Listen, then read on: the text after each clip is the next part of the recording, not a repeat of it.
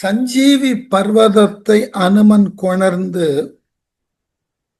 இலக்குவனும் ஏனைய பிற வானர படைத்தலைவர்களும் இறந்த வானவர்கள் அனைவரும் மீண்டும் உயிர்த்தெழுந்தார்கள். ராமனை சார்ந்தவர்களும் ராமனும் பெரும் மகிழ்ச்சிக்கு உள்ளானார்கள் என்கின்ற இந்த செய்தி ஏதொன்றும் தெரியாமல் இந்திரஜித்தன் எய்த பிரம்மாத்திரத்தினால் இலக்குவன் உட்பட எல்லோரும் விழுந்தார்கள் என்ற செய்தியை மட்டுமே தெரிந்திருந்த ராவணன் பெரியதோர் மகிழ்ச்சிக்கு உட்படுகிறான். அந்த மகிழ்ச்சிக்கு உட்பட்டு தன்னுடைய அரண்மனையிலும் நாட்டிலும் எல்லோரையும் மகிழ்ச்சியாய் இருக்கும்படி பல்வேறு விதமான நிகழ்வுகளுக்கு ஆணையிடுகிறான். அவனை சார்ந்த வீரர்களும் ஏனைய இலங்கை வாழ் மக்களும் மதுவினை மிகுதியாக உண்டு தாங்கள் வெற்றி பெற்று விட்டோம் என்று ஆரவாரத்தோடு ஆடி மகிழுகிறார்கள். அந்த காட்சி தான் இனி நாம பார்க்க போகிறோம். களி ஆட்டு படலம். களினாக்க கள் உண்டு கழித்ததை களி என்று சொல்லும் மரபு உண்டு. இப்ப இன்றைக்கு களிப்படைகிறான், களிப்பெய்தினான் என்றெல்லாம் மகிழ்ச்சிக்கு சொல்லுகிறோம் அல்லவா?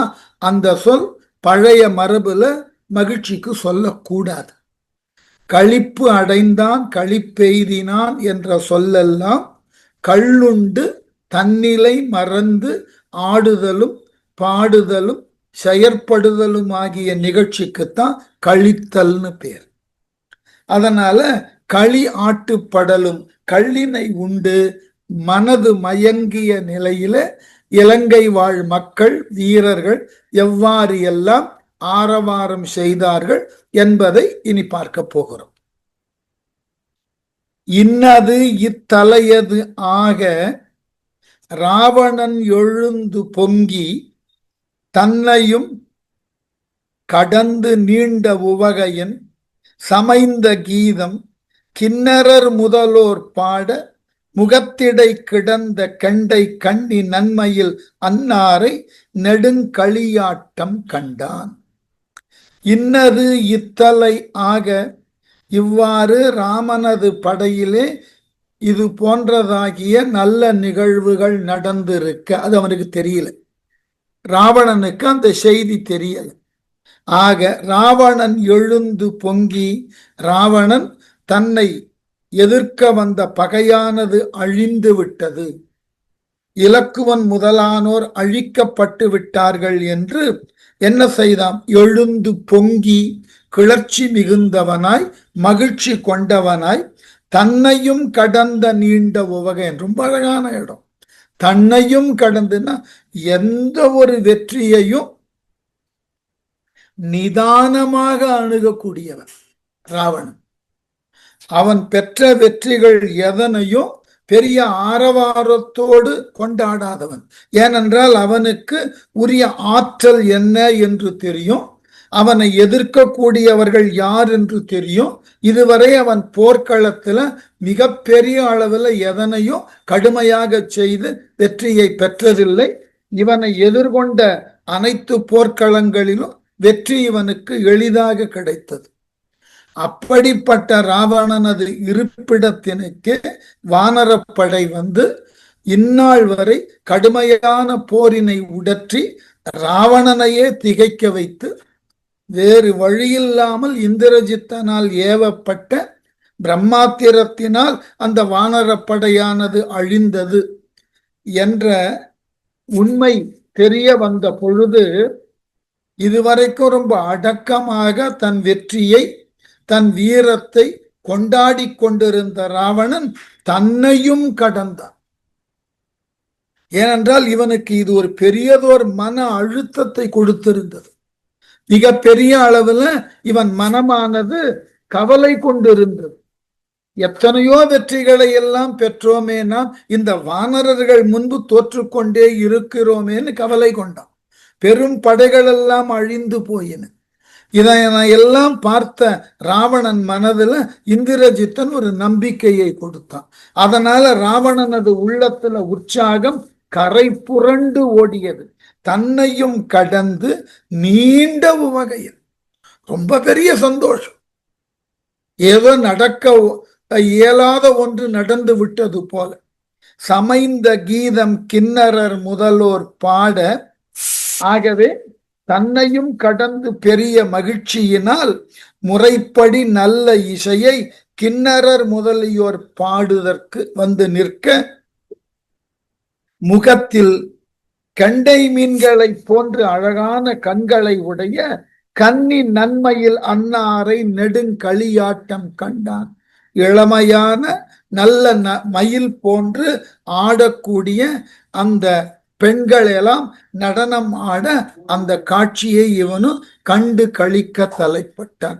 பெரிய மகிழ்ச்சி, ஆரவாரம். கிண்ணறர்கள் பாடினார்கள், எழிலான பெண்கள் எல்லாம் நடனமாடினார்கள். தன்னுடைய உவகையை, தன்னுடைய மகிழ்ச்சியை தடுக்க இயலாதவனாய் மிகப்பெரிய அளவில் அகமும் முகமும் மலர மகிழ்ந்து இந்த நடனத்தை பார்க்க தலைப்பட்டான் ராவணன். எப்படியெல்லாம் அங்க நடனம் நடந்ததாம்? அரம்பையர், விஞ்சை மாதர், அரக்கியர், அவுணமாதர், குறும்பயம் கொங்கை நாகர் கோதையர், இயக்கர், கோதையில் கரும்பினும் இனிய சொல்லார், சித்தர்த்தம் கன்னிமார்கள், வரம்பு அரு சும்மையோர்கள், மயில் குலம் மருள வந்தார். இந்த பெண்களுக்கு ஒரு பட்டியல் கொடுத்தார் பாருங்க. அரம்பையர், விஞ்சை மாதர், அரக்கியர், அவுணமாதர். அரம்பையர் தெய்வலோக பெண்கள், விஞ்சை மாதர் வித்யாதர உலகிலிருந்து வந்த அழகான இளம் பெண்கள், அரக்கியர்னா மண்ணுலகத்துல இருக்கக்கூடிய அரக்க குல பெண்கள், அவுணர்னா ஏனைய பிற இடங்கள்ல இருக்கக்கூடிய அசுர பெண்கள். அரக்கர் வேற, அசுரர் வேற, ஞாபகம். குறும்பயம் கொங்கை நாகர் கோதையர், இயக்கர். குறும்பை போன்றன்னா தென்னம் காய்கள் இருக்கு இல்லையா, தேங்காய்களினது இளமையாக இருக்கக்கூடிய தேங்காய், முற்றாத தேங்காய்களை போல அழகான மார்பகத்தை உடைய பெண்கள், நாக கன்னியர்கள், இயக்க மகளிர்கள். இயக்கர்கள்னு ஒரு தேவலோகத்தில் இருக்கக்கூடிய இசை வல்லுநர்கள் அவர்கள், அந்த இயக்கர்கள். அவர்களினது இளம் பெண்கள். கோதையில் கரும்பினும் இனிய சொல்லர், சித்தர்தம் கன்னிமார்கள். கோதுனா குற்றம், குற்றம் நீங்கிய கரும்பினை காட்டிலும் இனிய சொல்லை பேசுதற்கும் பாடுதற்கும் உரியவர்களாகிய சித்தர் உலகத்தில் வாழும் பெண்களும், வரம்பு அரு சும்மையோர்கள், மயில் குலம் மருள வந்தார். எல்லையற்ற சும்மைனா கூட்டம், எல்லையற்ற அளவினுக்கு அதிகமாக எண்ணிக்கையில் அடங்காத இத்தகு பெண்களெல்லாம் ஒரு மயில் கூட்டம் வருவது போல, ஆயிரக்கணக்கான மயில்கள் ஒன்று சேர்ந்து வருவது போல இந்த அழகிய வெவ்வேறு உலகத்தில் வாழ் பெண்களெல்லாம் வந்து அங்கு களியாட்டம் செய்தற்கு உட்படுத்தி கொண்டார்கள். வானலோகத்தில் இருக்கிறவங்கள்லாம் யாரா? மேனகை, விஷய வாட்கண் திலோத்தமை, அரம்பை, மெல்லென் தேன் நகு மழலை இன்சொல் உருப்பசி முதலாம் தெய்வ வானக மகளிர் வந்தார். சில அரிச்சதங்கை, சில் அரிச்சதங்கை பம்ப, ஆனகம் முரசம் சங்கம் முருட்டொடும் இரட்ட ஆடி. மேனகை, மேனகை என்று சொல்லக்கூடிய வானுலகத்தில் இருக்கக்கூடிய எழிலார்ந்த பெண்ணோ. விஷய வாட்கண் திலோத்தமை, வெற்றி பெற்ற வாளினை போன்று கண்களை உடைய திலோத்தமை அரம்பை. அப்போ மேனகை, திலோத்தமை, அரம்பை. விட்டு போனது ஊர்வசி. அவளுக்கு என்ன விளக்கம்? மெல்லன் தேன் நகு மழலை இன்சொல் உருப்பசி, மென்மையாக ஒலிக்கின்ற தேனையும் பழிக்கக்கூடிய அளவினுக்கு மென்மையாக மழலை பேசக்கூடிய இனிய சொல்லை உடைய ஊர்வசி. என்ன அழகான அடைமொழின்னு பாருங்க. இந்த 4 தெய்வலோக நங்கையர்கள் நடன கலையிலும் பாடலிலும் வல்லவர்கள். அவர்கள் நால்வரும் வந்தார்களாம். முதலாம் வானக தெய்வ மகளிர், இவர்களை முதலாக உடைய ஏனைய வானலோகத்தில் வாழக்கூடிய அரம்பையர்கள் என்னெல்லாம் கொண்டு வந்தார்களாம் வாசிப்பதற்கு? ஆனகம், முரசம், கங்கம், முருட்டொடும் இரட்ட. ஆனகம்ன்றது படகம்ன்ற ஒரு வாத்தியம். முரசம், சங்கு, முருடு என்கின்ற வாத்தியங்களை கொண்டு அவைகளினால் ஒலி எழுப்ப சில் அரி சதங்கை பம்ம ஆடி வந்தார். தம் கால்களிலே அணிந்த சிலவாகிய பரலை உடைய சதங்கைகள் ஒலிக்க இவர்கள் ஆடி வந்தார்கள். இப்ப 4 நடன மாதர்கள் வானுலகத்திலிருந்து வருகிறார்கள். அவர்களை சார்ந்த அரம்பையர்கள் வருகிறார்கள். ஒவ்வொருவரும் ஒவ்வொரு விதமான வாத்தியத்தினுக்கு ஏற்றாற்போல் தங்கள் காலில் இருக்கக்கூடிய சலங்கை ஒலி எழக்கூடிய அளவில் நடனம் ஆடி வந்தார்கள். அதனாலதான் அந்த 4 வாத்தியங்களை சொன்னார். படகம், முரசு, சங்கு, முருடு. ஒவ்வொரு நடன பெண்மணியும் வரும்போது ஒவ்வொரு விதமான ஓசையோடு ஒரு தாள லயத்தோடு வந்திருக்கு. அதனால இந்த பரதநாட்டியத்தில் எல்லாம் வேடிக்கை சொல்லுவார்கள். இந்த என்ட்ரி கொடுக்கும்போது ஒரு ஜதியோட வந்தா நன்றாக இருக்கும். அது போல அவர்கள் வந்து இவ்வாறு ராவணனது அவையில நடனம் ஆடத் தொடங்க, தோடு உண்ட சுருளும் தூங்கும் குழைகளும் சுருளின் தோய்ந்த ஏடு உண்ட பசும் பொன் பூவும் திலதமும் இலவச் செவ்வாய் மூடுண்ட முறுவல் முத்தும் முள்ளுண்ட முளரி செங்கன் காடு உண்டு புகுந்தது என்ன முனிந்தது கரை வெண் திங்கள். கம்பனுக்கு ஒரு அனந்த கோடி நமஸ்காரம் போட்டுட்டு இந்த பாட்டு படி. என்ன அழகு பாருங்க. தோடு உண்ட சுருளும் தூங்கும் குழைகளும். தோடுன்னா பனந்தோடுன்னு.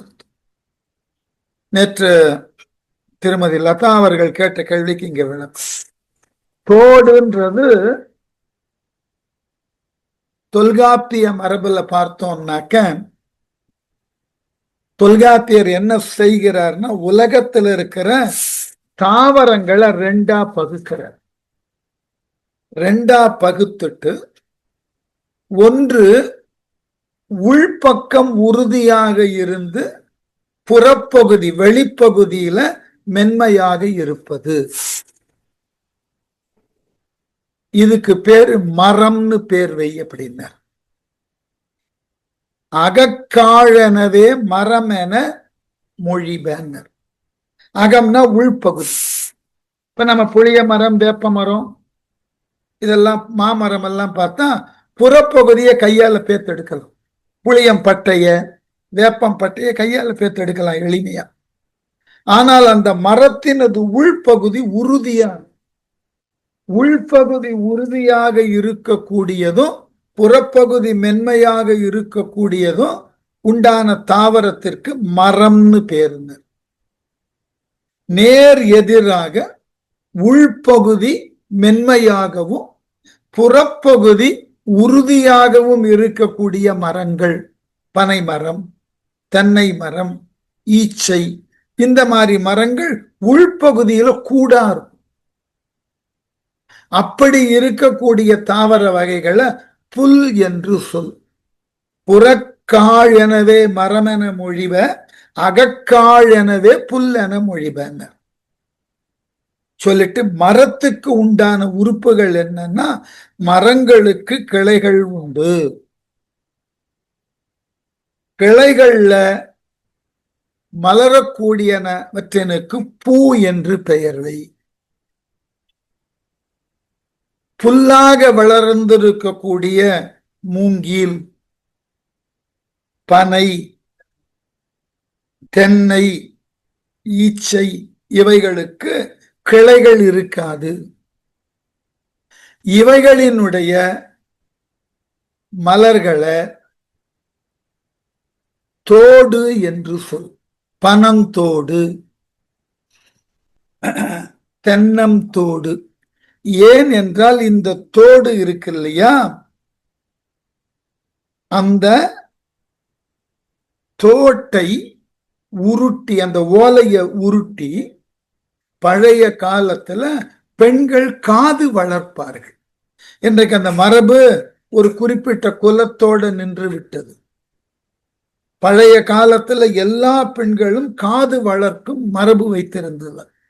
கண்ணகியே காது வளர்த்ததாக சிலப்பதிகாரத்துல குறிப்பு உண்டு. அதனால காது வளர்த்தல்னா பிறந்த குழந்தைக்கு ஒரு குறிப்பிட்ட நாள் கழித்து காது குத்துவார்கள். அந்த துவாரம் கொஞ்சம் பெரிய குச்சிய அந்த துவாரத்துல போடுவார்கள். அந்த துவாரம் கொஞ்சம் பெரியதாக ஆகும். அப்படி அடுத்தடுத்தடுத்து பெரியதாகிய குச்சியை போட்டு போட்டு அந்த துவாரத்தை பெரிதாக்கி அதன் பிறகு ஈச்ச ஓலையை சுருட்டி அதுக்குள்ள வைப்பார்கள். அதன் பிறகு பனை ஓலையை சுருட்டி பெரிதாக வைப்பார்கள். காது வளர்ந்து தோல்ல வந்து படணும். வடிகாதுன்னு பேரு, வடிவீழ் காதுன்னு சொல்லுவார்கள். அந்த அளவுக்கு நீங்க தெற்கத்தி மாவட்டங்களுக்கெல்லாம் போனீர்கள் என்றால் அந்த முக்குலத்தோர் மரபுல இருக்கக்கூடிய பெண்கள் காது வளர்த்து காதுல போட்டு கொண்டிருக்கிற அணிகலன் தோல்ல வந்து படும். பாம்படம்னு ஒண்ணு போட்டு இருப்பார்கள். அந்த மாதிரி காது வளர்க்கும் மரபு இருந்தது. ஆகவே தோடு உண்ட சுருளும் தூங்கும் குழைகளும்னா பனந்தோட்டின் தன்மையை போல தங்கத்தினால சுருள செய்திருப்பார்களாம். என்ன அழகான நுணுக்கமான வேலைப்பாடுன்னு பாருங்க. பனந்தோட்ட சுருட்டி காதுல போட்டு அப்புறம் அதை எடுத்தீர்கள் என்றால் அந்த விரித்து விட்டாலும் சுருண்டுதான் இருக்கும். ஈச்சம்பாய்க்கும் பனம் ஓலைக்கும் அந்த பழக்கம் உண்டு, அது இயல்பு. அப்ப அந்த பனம் தோடு என்கின்ற ஓலைய சுருட்டி காதில் போட்டு கொள்ளுவது போல சங்கத்தினாலான ஒரு தகடு அப்படி சுருட்டி காதுல போட்டிருக்கிறார்களாம். ஆகவே பனந்தோடு அவனது தன்மை பொருந்திய காதணியாகிய பொன் சுருள், பொன்னால் செய்யப்பட்ட சுருளாபரணம் காதுக்கு. அப்புறம் என்ன, தூங்கும் குழைகளும், தொங்கக்கூடிய குழைகள். அந்த சுருளுக்கு அப்புறம் காதுல போட்டிருக்கக்கூடிய தோடு அது தாழ்ந்து தோல்ல படுற அளவுக்கு தொங்குகிறது. தூங்கும் குழைகளும். அதுக்கப்புறம் சுருளின் தோய்ந்த ஏடு உண்ட பசும் பொன் பூவும் திலகமும், சுருள் என்ற முடிவகையில் அமைந்த இதழ் பொருந்திய பசும் பொன்னிலாலி என்ற பூவும் திலகமும். இந்த விளக்கம் என்னன்னாக்க, சுருளின் தோய்ந்த ஏடு உண்ட பசும் பொன் பூன்னா பெண்கள் தங்களது கூந்தல அஞ்சா பகுத்து பின்னி கொள்வார்கள். அதுக்கு பேரு ஐம்பால்னு பேரு. அந்த ஒவ்வொரு கால்ல பின்னினத்துக்கு அப்புறம் அதுல பொன் சுருள்களை கொண்டு சுருட்டி பொன்னினால் அலங்கரித்து மேல பொன்னால் செய்யப்பட்ட பூவை வைத்திருப்பார்கள். அப்ப அந்த கூந்தல்ல 5 பொன் சுருள், அதுக்கு மேல 5 பொன் பூ. திலதம், திலதம்னா தெரியும், தலையில் நெத்திக்க வச்சிருக்கக்கூடிய சுட்டி. இலவ செவ்வாய் மூடுண்ட முறுவல் முத்து. இலவம் பூன்றது தெரியும். இலவம் பூ அது மரத்தை போய் பார்த்தால்தான் தெரியும். இலவம் பூ பூக்கின்ற பொழுது இரத்த துளி மாதிரி பூக்கும். அப்படி ஒரு சிகப்பு. ஆங்கிலத்துல சொல்லுவார்கள் அல்ல, கிரிம்சன் ரெட்னு. அந்த மாதிரி இந்த இலவம் பூவுக்கும் முருக்கம் பூவுக்கும் அப்படி ஒரு நிறம். காந்தல் பூ, காந்தல் பூவாவது கூட கொஞ்சம் வெளிர் சிவப்புல இருக்கும். இந்த கல்யாண முருங்கைன்னு சொல்லக்கூடிய அந்த முருங்கையின் பூவும் இலவ மரத்தின் பூவும் அப்படி ஒரு சிகப்பா இருக்கும். இலவ செவ்வாய், இலவம் பூவினை ஒத்த சிவந்த இதழ்களை உடைய வாய், மூடுண்ட முறுவல், அந்த சிவந்த வாயால் மூடப்பட்டிருக்கக்கூடிய முத்துக்கள் வரிசையாக கோர்க்கப்பட்டது போன்ற பற்களை உடைய அழகான பெண்கள், அப்படி சிரிக்கக்கூடியவர்கள். முத்தும் முள்ளுண்ட முளரி செங்கண் காடு உண்டு புகுந்தது என முட்கள் பொருந்திய செந்தாமரை மலர் போன்று சிவந்த கண்ணும். எப்படி முட்கள் பொருந்தின சிவந்த கண்? கள்வுண்ட மயக்கத்தினால கண்கள் சிவந்து இருக்கு. அந்த சிவந்த கண்கள்ல கண்கள் அரை மயக்கத்துல மூடி இருக்கு. அப்படி அரை மயக்கத்துல மூடி இருக்கிறதுனால அவர்களினுடைய அந்த கண் இமைகள் இருக்கு இல்லையா, அந்த இமைகள் முட்களை போல காட்சி அளிக்கின்றனவா.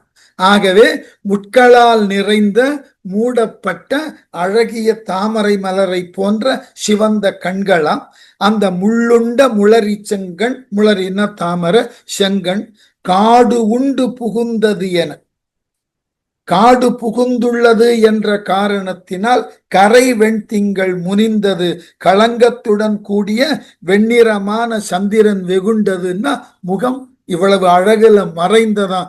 இவ்வளவு அழகான பெண்கள் இருக்கிறார்களே என்று இந்த பெண்களை பார்த்த சந்திரன் வெகுண்டான். என்னை காட்டிலும் ஒளி பொருந்திய முகத்தோடு இவ்வளவு அழகான இளம் பெண்கள் இங்கு இருக்கிறார்களே என்று இந்த பெண்களினது முக ஒளியை பார்த்த அளவிலே சந்திரன் வெகுண்டானான். என்னை காட்டிலும் இவர்கள் அழகா என்று.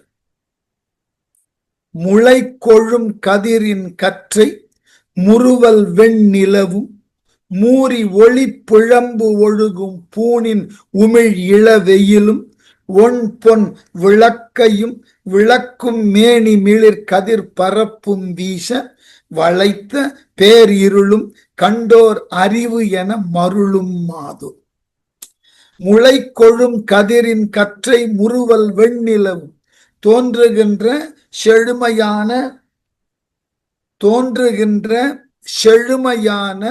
ஒளித்திரளை கொண்ட அந்த பெண்களினது புன்சிரிப்பு பிறைச்சந்திரனை போன்று ஒளி வீசுகிறது.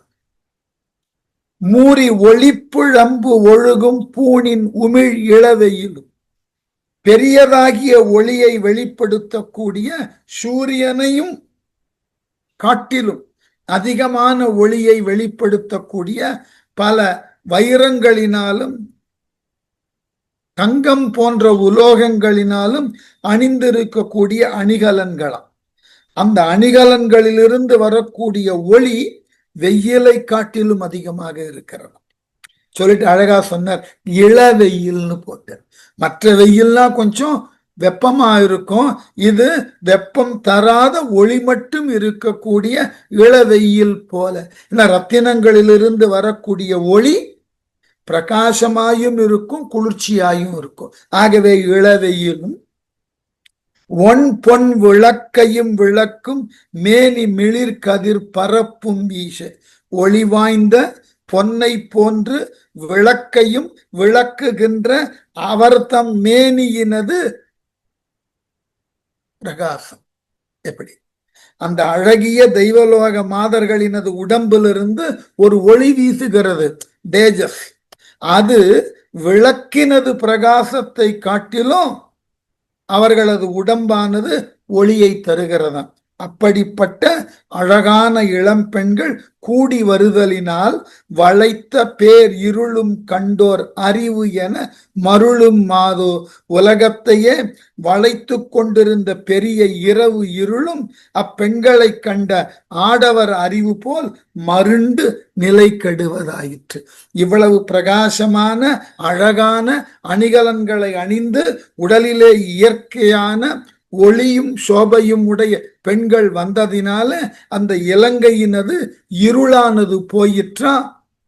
அப்படிப்பட்ட அழகிய இளம் பெண்களை பார்த்த ஆடவர்களினது மனம் மருண்டு போயிற்று. அப்படி அழகான பெண்கள். சரி, இவர்கள் எல்லாம் என்ன செய்கிறார்கள்? மது உண்டு மகிழ்கிறார்கள். கம்பராமாயணத்துல 2 இடத்துல இந்த மது உண்டுவதை வர்ணித்திருப்பான் கம்பன். ஒன்று, மிதிலையை நோக்கி அயோத்தியினுடைய மக்கள், மன்னன் எல்லோரும் திருமணத்திற்கு, ஒரு நிமிஷம், திருமணத்தினுக்கு சீதையை ராமன் திருமணம் செய்து கொள்ளக்கூடிய அந்த நிகழ்வினுக்கு செல்லுகின்ற பொழுது வழியில ஒரு பொழில்ல அவர்கள் தங்கி அங்கு இருக்கக்கூடிய நீர்நிலையில குளித்து கள்ளுண்டு எவ்வாறு கழித்தார்கள் கம்பன் எழுதியிருக்கும். அதற்கப்புறம் இங்க ஏனென்றால் எந்த ஒரு நல்ல வலுவான நிகழ்வுல ஒரு தொய்வு ஏற்பட்டு விடக் கூடாது என்பதற்காக சில அழகான காட்சிகளை முன்னிறுத்தணும். நான் வேடிக்கையாக சொல்லுவேன், இதுவரைக்கும் பலர் கம்பராமாயணத்தை அல்லது ராம காதையை பல இடங்கள்ல பலர் சொல்லப்பட்டிருக்கலாம், படித்திருக்கலாம், உரைநடையாக கூட அதை கற்றிருக்கலாம். கொஞ்சம் யோசித்து பாருங்கள், நீங்கள் இதுவரைக்கும் படித்திருக்கக்கூடிய கம்பராமாயண உரைநடையில எந்த ராமாயணத்துல சீதைக்கு சுயம்பரம்னு சொல்லப்பட்டிருக்கு? எங்குமே இல்லை. சீதைக்கு சுயம்பரம்னு யாருமே சொல்லல. அந்த சீதையை பார்க்க ராமன் சென்றது ஒரு அசாதாரண சந்தர்ப்பம், அவ்வளவுதான். திட்டமிடல் கூட கிடையாது.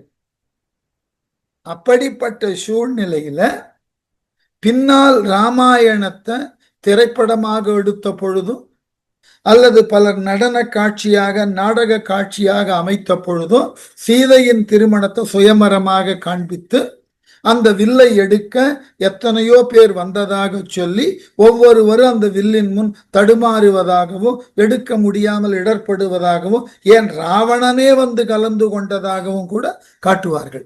என்ன காரணம்னா, ராமாயண கதையில நகைச்சுவைக்கு வாய்ப்பே இல்லை. கதை தொடங்கியதிலிருந்து கதை முடிகின்ற வரைக்கும் வாய்ப்பே இல்லை. அதனால யாரோ ஒருவர் இந்த இடத்தை ஒரு அழகான நகைச்சுவைக்கு உண்டான வாய்ப்பை உருவாக்கணும்னு உருவாக்கினார். அதற்கு பிறகு ஒருத்தர் கேட்டிருக்காங்க, மதுவனத்தில் வானரங்கள் குடித்த இடம்னு. இந்த மதுவனத்துல வானரர்கள் குடிக்கல, மதுவனத்தில் வானரர்கள் முழுக்க முழுக்க அங்குள்ள கனிகளை காய்களை எல்லாம் எடுத்து உண்டன. ஏன்னா அந்த மதுவனம் என்பது சுக்ரீவனினுடைய அரச குடும்பத்தினருக்கு உரியதாகிய வனம். அதன் உள்ள நுழைவது என்பதே முடியாது. அரசரது உத்தரவு இல்லாமல், அரசரது குடும்பத்தை சார்ந்தோர் அல்லாமல் அங்க யாரும் நுழைய முடியாது. அப்படிப்பட்ட அந்த வனத்துல போய் அங்குள்ள காய் கனிகளை எல்லாவற்றையும் இவர்கள் உண்டார்கள். அதனால் ஏற்பட்ட ஆரவாரத்தினை கண்டு அவர்களை அடக்க முடியாமல் வீரர்கள் சுக்ரீவனிடம் சென்று முறையிட்டார்கள்னு தான் கம்பன் எழுதுறான். அது வால்மீகி போன்று இருக்கக்கூடிய ராமாயணத்துல அந்த மதுவனத்துல வானரர்கள் மது அருந்தியதாக குறிப்புகள் இருக்கு, கம்பன் கிட்ட கிடையாது. சரி, அடுத்து இந்த நகைச்சுவை தேவை. அதனால அந்த சுயம்பரம்னு ஒண்ணுத்த உருவாக்கினார்கள். பின்னாடி நம்ம வானரர்கள் கடல்ல கற்களை கொண்டு பாலம் அமைக்கின்ற பொழுது அந்த காட்சியை கூட கொஞ்சம் நகைச்சுவையாக காட்ட வேண்டும்ன்ற நிலைக்கு வந்தார்கள். என்ன காரணம்னா, ஒரு கதையின் போக்கில எல்லா சுவையும் இருக்கணும்ன்றது ஒரு எதிர்பார்ப்பு. அந்த எதிர்பார்ப்பினுக்கு உட்பட்டு சிலர் பிற்காலத்திலே புனைந்தார்கள். அது போலதான் இந்த கள் உண்ணுதல் கடியப்பட்டதாக இருந்தாலும் கதையின் போக்குல இது இவ்வாறு சொல்லப்பட்டால் கொஞ்சம் கதைக்கு ஒரு அழகு ஏற்படும் நம்பி இருக்கலாம். இல்லைன்னாக்க பெரும்பாலும் இலக்கியத்துல ஒரு மரபை சொல்லுவோம். ஒரு கடுமையான செய்தியை சொல்ல தொடங்குவதற்கு முன்பு ஒரு அதற்கு ஏற்றாற் போல ஒரு குஷன் எஃபெக்ட் கொடுக்கணும். இந்த வண்டிகள் எல்லாம் செல்பவர்களுக்கு இந்த ஷாக் அப்சர்வ்ஸ் ஒன்று இருக்கும் இல்லையா, அது மாதிரி இது தேவை என்று கருதி இருக்கிறார்களா தெரியாது. இன்னமும் சில இலக்கியங்கள்ல இவ்வாறு சொல்லப்படுவது எல்லாம் மிகை என்றும், இது கம்பனாலோ அல்லது மற்ற கவிஞர்களாலோ சொல்லப்பட்டு இருக்காது, தேவை கருதி பிற்காலத்துல யாரேனோ எழுதி நுழைத்திருக்கலாம். இன்டர்போலேஷன் பல பாட்டை ஒதுக்கி இருக்கிறார்கள் கம்பராமாயணம். இந்த கம்பராமாயணத்தினுடைய மூல பதிப்பு எடுத்து பார்த்தீர்கள் என்றால் கதை போக்கில் உண்டான பாடல்களை சொல்லி ஒவ்வொரு காண்டத்தின் இறுதியிலும் மிகை பாடல்கள் என்று நூற்றுக்கணக்கான பாடல்கள். இந்த மூல இலக்கியத்தோட அது சேர்த்து படிக்க மாட்டார்கள். அதை இதெல்லாம் கூட இருந்திருக்குன்னு அவர்கள் தொகுத்து காட்டுவார்கள். இது எப்படி மிகைப்பாடலாக அவர்கள் தொகுத்து காட்டினார்கள்னு தெரியாது. இதெல்லாம் எதற்குன்னா ஒரு காப்பிய நோக்கத்தினுக்கு இதெல்லாம் தேவைன்னு கருதி இருப்பார்கள். அதனால இந்த கள்ளுண்ட நிலை ஆர்வம் இல்லதான், இருந்தாலும் அதை சொல்லி ஆகணும் எழுதி இருக்கிறதுனால. நல் பெரும் கல்வி செல்வம் நவை அரு நெறியை நன்னி முன்பயன் உணர்ந்த தூயோர் மொழியொடும் பழகி முற்றி பின்பயன் உணர்த்தல் தேற்றா பேதைப்பால் வஞ்சம் செய்த கற்பனை என ஓடி கலந்தது கள்ளின் வேகம். இது என்ன இருந்தாலும் கம்பன் இல்லையா? செய்வது தவறான செயல் கள் குடித்தவரை வர்ணிப்பது. ஆனால் அந்த கள் குடித்தவர்கள் எவ்வாறு போதைக்கு விரைவாக ஆட்பட்டார்கள் என்பதற்கு ராமாயண நிகழ்வையே ஓமையா காமிச்சார். எப்படி? நல் பெரும் கல்வி செல்வம் நவையறு நெறியை நன்னி, நல்லதாகிய பெரிய கல்வி செல்வத்தை குற்றமற்ற வழியிலே கற்று பொருந்தி முன்பயன் உணர்ந்த தூயோர் மொழியொடும் பழகி முற்றி, முற்காலத்துல நல்ல நெறியின் பயனை உணர்ந்த தூயவர்கள் மேலானவர்கள் உபதேச மொழியோடு பழகி அதன் மூலமாக முதிர்ச்சி அடைந்தவர்கள், பக்குவம் அடைந்தவர்கள், பின்பயன் உணர்தல் தேற்றா பேதைப்பால் வஞ்சம் செய்த பின்னால் அந்த உபதேச மொழிகளினால் உளதாம் பயனை உணர வேண்டி இருக்க அதனை உணர விரும்பாமல் உணர இயலாமல் பேதைப்பால் வஞ்சகன் ஒருவன் செய்த கற்பனை என்ன ஓடி கலந்தது கள்ளின் வேகம். கற்பனை அப்பேதையின் உள்ளத்தில் விரைந்து நம்பப்பட்டு வேகமாக பரவுவது போல இவர்களால் உண்ணப்பட்ட கள், அதனால் ஏற்பட்ட போதை வேகமாக உடலெங்கும் பரவியதாம். என்ன அழகான உவமைன்னு பாரு. இப்ப நமக்கு முன்னாடி பல நீதி நூல்கள்லாம் இருக்கு. திருக்குறள் போன்ற, நாலடியார் போன்ற பல அரிய நீதி நூல்கள்லாம் இருக்கு. அந்த நீதி நூல்கள்ல நாடு எப்படி இருக்கு, நாட்டு மக்கள் எப்படி இருக்கணும், நாட்டை ஆள்பவன் எப்படி இருக்கணும், அப்படியெல்லாம் சொல்லி கொண்டு இருக்கிறார்கள்.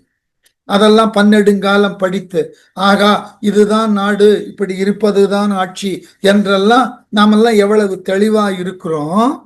இந்த தெளிவா இருக்கக்கூடிய நம்முடைய நம்ம கிட்ட இப்போ இன்றைய ஆட்சியாளர்கள் எல்லாம் தாங்களை பெரியதாக நினைத்து கொண்டு என்னென்னமோ ஏதேதோ எல்லாம் சொல்லி இதுகாரும் நாம் கொண்டிருந்த நம்பிக்கைகளுக்கு மாறாக பொய்யையும் புனை சுருட்டையும் இல்லாததையும் சொல்லி அதை உண்மை என்று நம்ப வைக்கின்ற பொழுது எவ்வளவு விரைவாக இவர்களால் சொல்லப்பட்டதை மக்கள் ஏற்றுக்கொண்டு பழைய அறத்தை எல்லாம் மறக்கிறார்களோ அந்த வேகத்தினை போல இவர்களால் உண்டக்கள் வேகமாக போதையை தந்தது.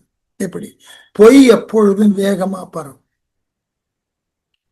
பொய் எப்பொழுதும் மிக விரைவாக பரவும். அது போல உண்மை நிதானமா தான் போகும், வேற வழி கிடையாது. ஏன்னா உண்மை உள்ளதை உள்ளவாறே சொல்வதனால அதுக்கு ஆரவாரமோ ஆடம்பரமோ எதுவும் தேவையில்லை. பொய் என்கின்ற ஒன்றுதான் மிகப்பெரிய ஆரவாரத்தோடும் ஆடம்பரத்தோடும் அரங்கத்துக்கு வரும். அதை எல்லோரும் நம்புவார்கள். இன்றைக்கு வேற வழி இல்லை, அதை எல்லோரும் நம்புகிறார்கள். இப்போ இந்த விளக்கங்கள்ல நடைமுறையோட சேர்த்து சொல்லணும்னா நிறைய சொல்லணும். இன்றைய ஆட்சியாளர்கள் செய்தற்குரிய அனைத்து விதமான அவலங்களை இன்னமும் மக்கள் நம்புகிறார்கள். அந்த நம்பிக்கை, அதை ஆழ வேரோடி போய் இருக்கிற நம்பிக்கை மாற்ற முடியல. இவர்கள்தான் நல்லவர்கள், இவர்கள்தான் உயர்ந்தவர்கள். இவர்களால் செய்யப்படக்கூடிய செயல்கள் எவ்வளவு பெரிய அளவுல தவறினை தருவதாக இருந்தாலும் அதை சரி என்று நம்பி அதன் பின்னே மக்கள் செல்லுகிறார்கள்.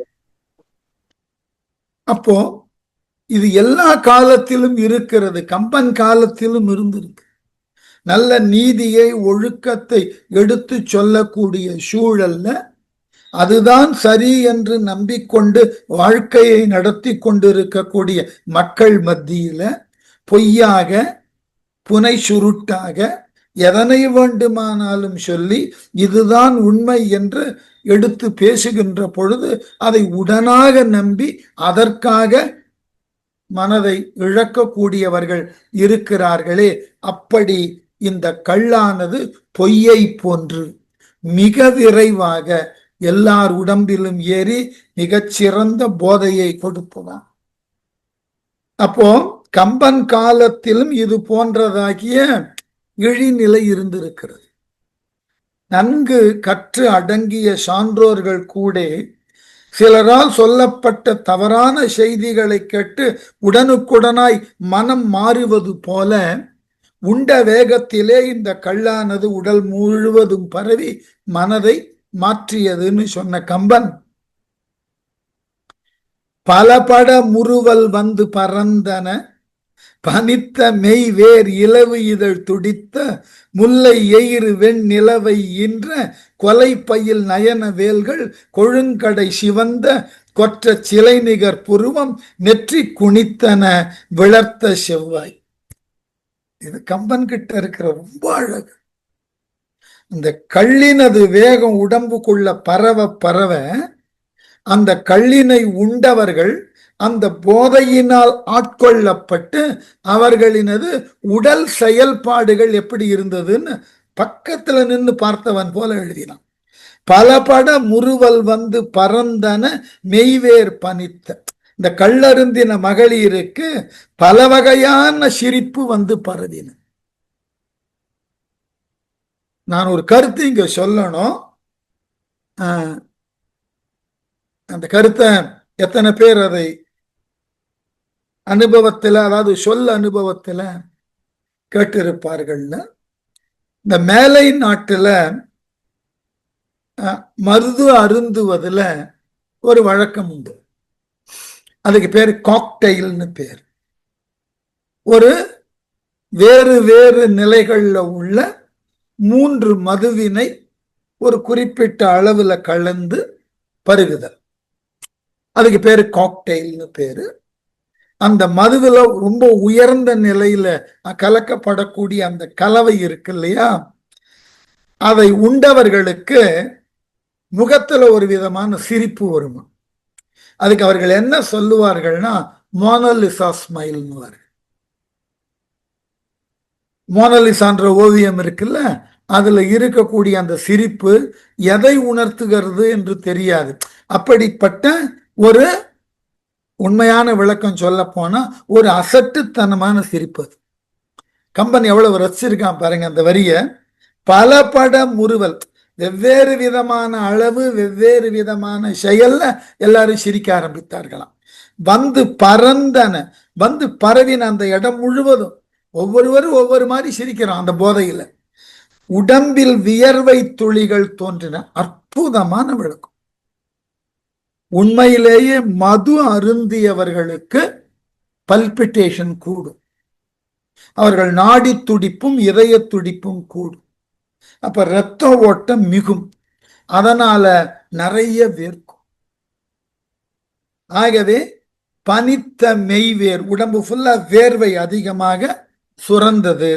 அதுக்கப்புறம் இலவு இதழ் துடித்த முல்லை எயிறு வெண் நிலவை இன்ற. இலவ மலர் ஏற்கனவே பார்த்துட்டோம். இலவ மரத்துல பூத்திருக்கக்கூடிய சிவந்த பூவினை போன்று சிவந்த உதடுகள் துடித்தன. அந்த போதையினால் அப்படி இதழ்கள் எல்லாம் துடித்தன. முல்லை அரும்பு போன்ற பற்கள் வெள்ளை வெளியேர்னு வெளியே தெரிய ஆரம்பிச்சது. நிலவு வெளிப்படுவது போல அந்த இதழ்கள் பிரிந்து பற்கள் எல்லாம் வெளியே தெரிய ஆரம்பித்தன. காரணம் போதை கூடியதினால். கொலை பயில் நயன வேல்கள் கொழுங்கடை சிவந்த ஆடவர்களை வருத்தி கொல்லுவதை போன்று கூர்மையான வேல்படையை போன்ற கண்கள் கல்வெறி ஊறியதினால் சிவந்து காணப்பட்டன.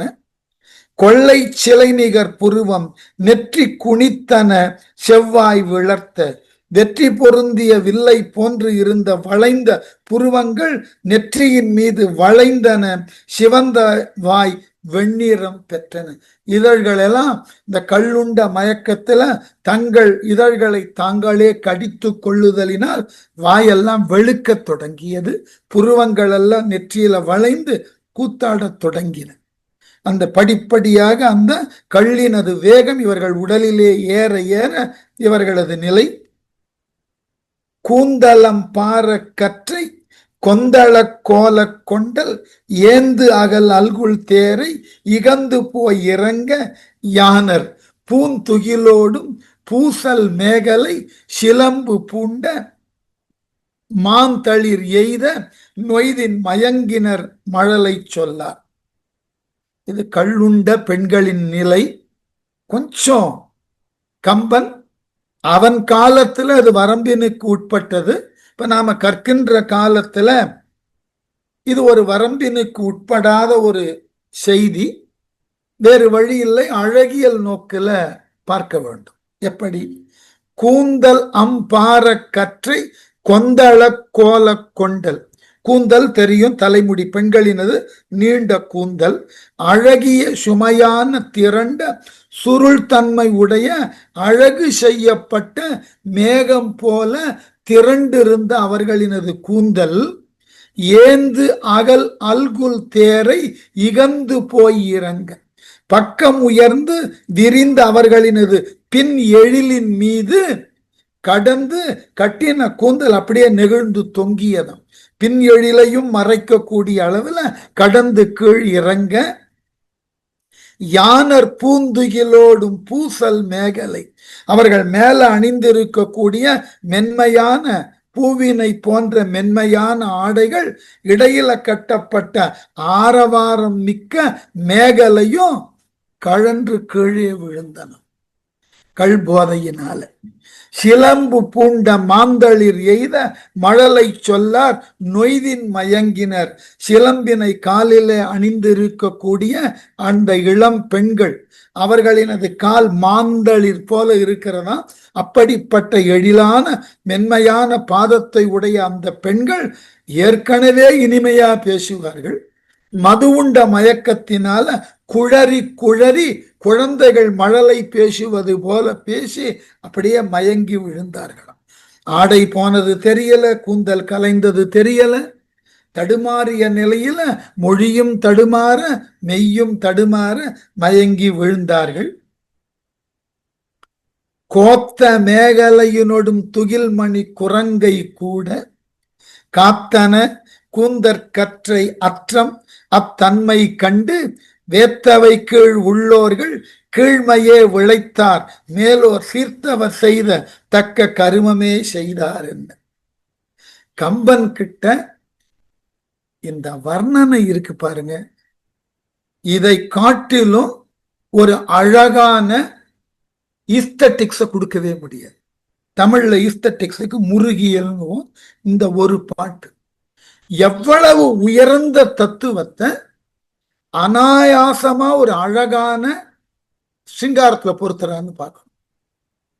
இதுக்கு இந்த பாட்டை விளக்கறதுக்கு முன்னாடி நான் வேற ஒரு திரைப்படத்துல இருந்து ஒரு காட்சியை நினைவுபடுத்தணும்னு நினைக்கிறேன். பெரும்பாலும் எல்லோரும் அந்த படத்தை பார்த்திருப்பீர்கள். திருவிளையாடல்னு ஒரு படம். அதுல இந்த பொதிகை மலை உச்சியிலே புறப்படும் தென்றல் பாட்டு முடியும். முடிந்த உடனே அந்த முடியக்கூடிய தருவாயில மன்னனும் பாடிக்கொண்டு உள்ள வரும். பாண்டிய மன்னனும் அவனது தேவியும் ஒருவருக்கொருவர் பேசிக் கொள்வார்கள். அப்படி பேச்சு தமிழ் இலக்கியத்தை நோக்கி மெல்ல திரும்பும். உடனே பாண்டிய மன்னன் கேட்பான், நான் ஒரு புலவர் சொல்லியதை கேட்டேன், அதன் பொருள் உனக்கு புரிகிறதா பார் என்று சொல்லி அழகா சொல்லுவான். கீழோர் மறப்பர் மேலோர் நினைப்பர் என்று ஒரு புலவன் சொன்ன பொருள் என்னன்னு கேட்பான். உடனே அரசி சொல்லுவார், ஒருவனால் செய்யப்பட்ட உதவிய அதை பெற்றுக்கொண்ட சாதாரண மக்கள் அந்த உதவியை மறந்து நன்றி இல்லாமல் நடந்து கொள்வார்கள். ஆனால் மேலோர்களாக உள்ளவர்கள் ஒருவரால் செய்யப்பட்ட உதவியை மறக்க மாட்டார்கள்னு சொல்லுவார். அதுதான் இல்லை அப்படின்னுவான். வேறு என்ன பொருளோ அப்படின்னா அதுல அழகான ஸ்டிங்காரத்தை கொண்டு வந்து சேர்ப்பார். அந்த கதைக்கு வசனம் எழுதின ஏ.பி. நாகராஜன் என்ன எழுதுவார்னா, இந்த கால்களுக்கு நான் எத்துணை சேவை செய்திருக்கிறேன். தலைவி சொல்றாள், இந்த தலைவனது கால்களுக்கு நான் எத்துணை சேவை செய்திருப்பேன். எத்தனை முறை அந்த காலில் விழுந்து வணங்கி இருப்பேன். எத்தனை முறை அவன் சோர்வுற்ற பொழுதெல்லாம் காலை பக்குவமாக பிடித்து விட்டு இருப்பேன். இதை சற்றும் நன்றி பாராட்டாமல் இந்த தலைவன் என்னை விட்டு பிரிகிறான் என்ற பொழுது இந்த காலானது முன்னோக்கி நடந்து கொண்டே போகிறது. ஆனால் நான் எந்த ஒரு சேவையும் செய்யாது இருந்த அந்த கண்கள் என்னை மீண்டும் மீண்டும் திரும்பி பார்த்து கொண்டே போகிறது. இதுதான் மேலோர்கள் நிலை போல் இருக்கிறது. இந்த காலுக்கு என்ன சேவை செய்தாலும் அது கீழோரை போல், கால் கீழதானே இருக்கும். என்ன அழகான கற்பனை பாருங்க. அந்த கீழோரானது திரும்பாமலேயே தொடர்ந்து நடையை முன்னோக்கி வைத்து சென்று கொண்டு இருக்கிறது. ஆனால் முகத்தில் இருக்கக்கூடிய கண்கள் திரும்பி திரும்பி எனக்காக பார்த்து பார்த்து வருந்தி கொண்டே செல்லுகிறது என்று கவிஞன் சொல்லி இருக்கிறான்னு மன்னன் விளக்குவான். அந்த காட்சியை ஞாபகம் வைத்துக் கொள்ளுங்கள். இப்ப இந்த பாட்டுக்கு வருவோம். கோத்த மேகலையினொட்டும் துகில் மணி குரங்கை கூட. கோத்த மேகலை அப்படின்னாக்க இடையில கட்டப்பட்ட மணிமேகலை என்கின்ற ஆபரணம். மணிகளினால் கோர்க்கப்பட்ட மேகலை என்கின்ற அந்த ஆபரணம் மது மயக்கத்தினால அவிழ்ந்து, ஏன்னா அந்த மேகலையை எப்படி கட்டியிருப்பார்கள்னா முழங்காலுக்கு மேலிருந்து வரக்கூடிய ஆடைய இடையில நிறுத்தி வைப்பதற்கு மணிமேகலை என்ற ஆபரணத்தை கட்டியிருப்பார்கள். இந்த மணிமேகலை என்ற ஆபரணம் மது மயக்கத்தினால நெகிழ்ந்ததினால் அது கீழே விழுகிறது. அது கீழே விழுவதினால் இடையில் கட்டப்பட்ட ஆடையும் நழுவி தொடை வழியா முழங்கால் வரைக்கும் போயிட்டது. இப்ப ஆடை இல்லைன்னு அர்த்தம். அடுத்த விளக்கம் பாருங்க. குரங்குனாக்க தொடைன்னு அர்த்தம். துகில் மணி குரங்கை கூட, மேகலை அவிழ அதனால் பாதுகாக்கப்பட்ட ஆடை நெகிழ, நெகிழ்ந்த ஆடை அந்த பெண்களினது தொடை வழியாக கீழ் இறங்க, இப்படிப்பட்ட இக்கட்டான சூழ்நிலையில இவர்கள் மானத்தை காத்தனவாயது கூந்தல் கற்றை அற்றம் அத்தன்மை கண்டு.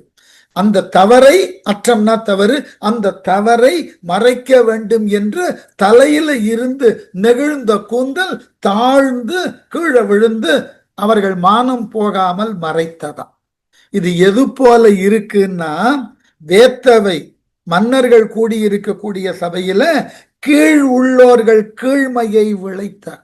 சாதாரண மக்கள் அறிஞர்கள் கூடியிருக்கிற சபையில அருவருப்பாக கீழ்மையான செயலை செய்தாலும் அதை மேலோர் மேலானவர்கள் சீர்த்தவர் செய்யத்தக்க கருமமே என்ன. கீழ் உள்ளவர்கள் கீழ்மையை செய்தார்கள், மேல் உள்ளவர்கள் சிறந்தவர்களாக செய்யத்தக்க நற்செயலையே செய்பவர்கள் போல இருந்தது. மேலுள்ள கூந்தல் மேலான தொழில் போல இவர்கள் மானத்தை காக்கக்கூடிய அற்றம் காக்கும் கருவியாக கூந்தல் கீழே நெகிழ்ந்து இவர்கள் இடையையும் மற்றைய உறுப்புகளையும் மறைத்ததா. ஆனால் இடையில கட்டப்பட்ட மேகலை கீழானது, அது நெகிழ்ந்து இவர்களுக்கு ஒரு அவமானத்தை தேடித்தரத்தக்க வகையில ஆடையை நெகிழ்த்ததா. ஒரு அழகான கற்பனை.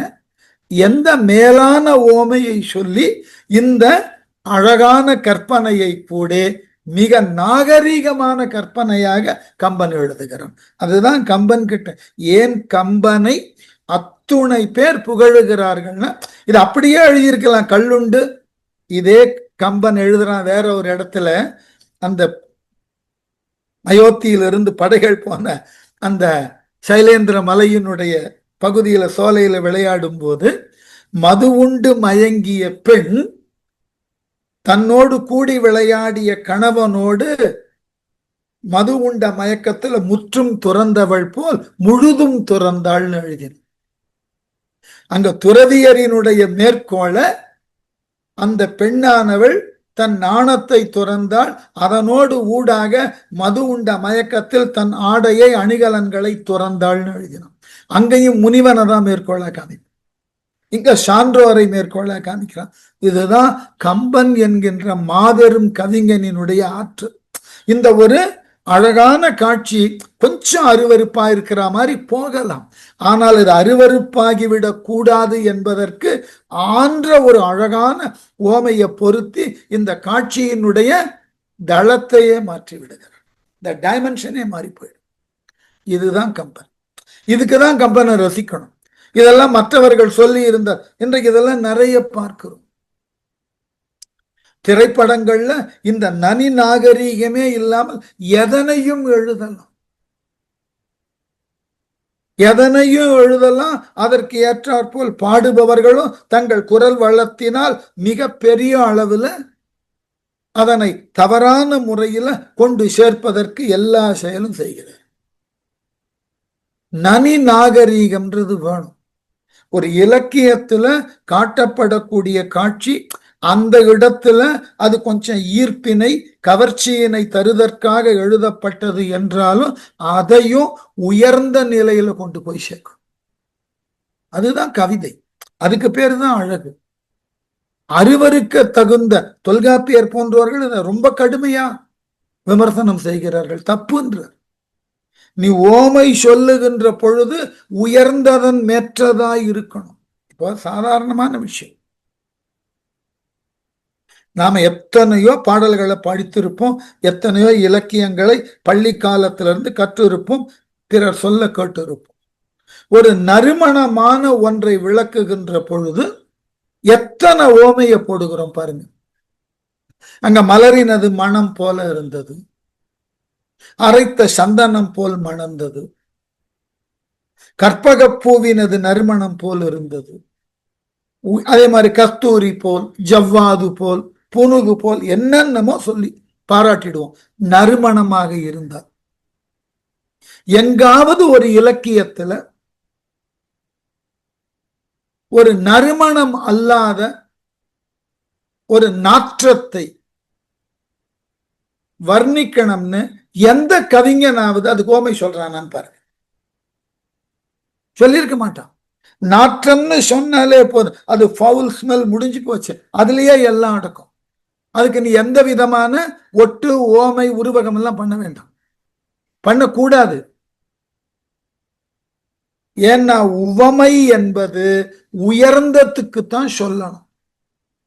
ஏன்னா அந்த சொல்லக்கூடிய பொருளினது மேன்மையை மேலும் கூட்ட நல்ல விஷயத்துக்கு உவமையை சொல்லு.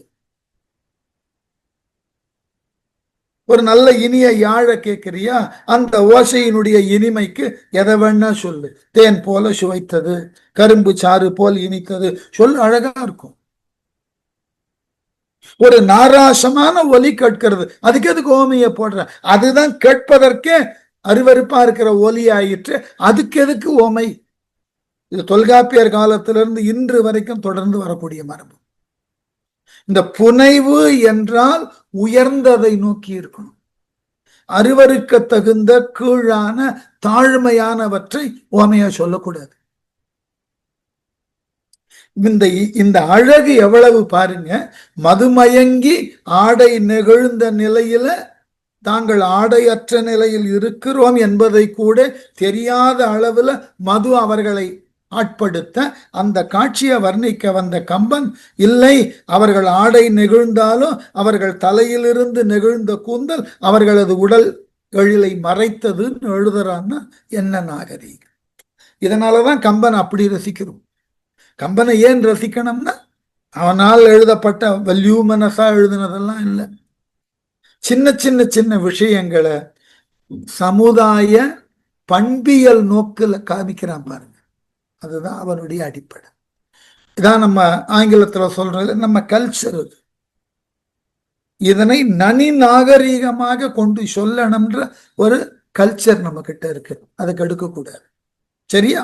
அடுத்து பாணியின் தள்ளி கால மாத்திரை படாது பட்ட நாணியின் முறையின் கூடாது ஒரு வழி நடையின் செல்லும் ஆணியின் அழிந்த பாடல் நவின்றனர் அணங்க வேள்த்தன் தூணியின் அடைந்த அம்பின் கொடும் தொழில் துறந்த கண்ணார்.